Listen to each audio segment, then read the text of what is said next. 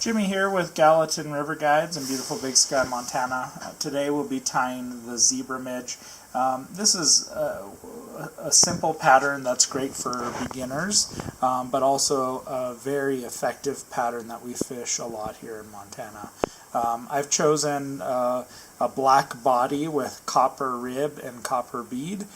Great color combination that we really like, but isn't that available in most stores.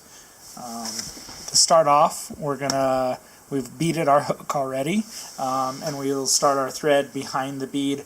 And I like to fill in the taper inside of the bead with thread wraps as much as possible to start out the fly. That's how you can see me, wrapping so much behind the bead. This is also going to help build a taper.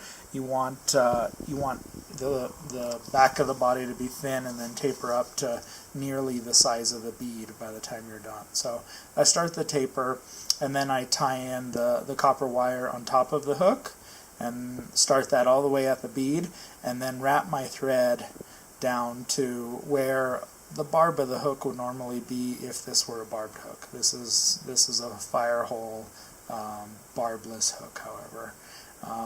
Go down to the end of the body there, and then as I come back forward towards the bead, I'm going to keep working on building a nice taper. You'll see that I'll go back and forth a couple times to accomplish that.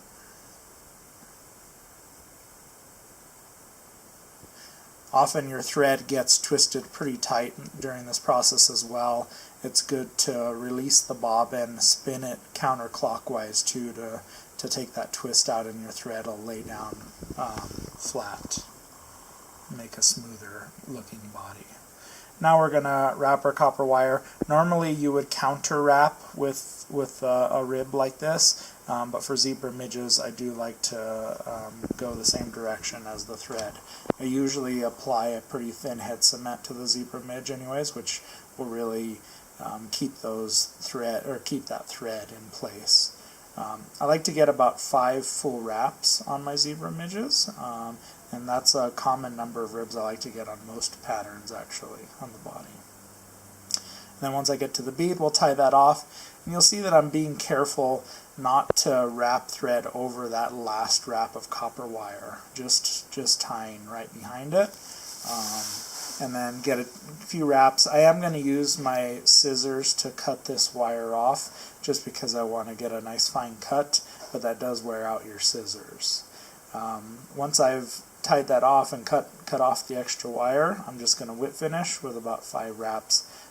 You could half hitch this as well, but half hitching over a bead is always slightly more complicated.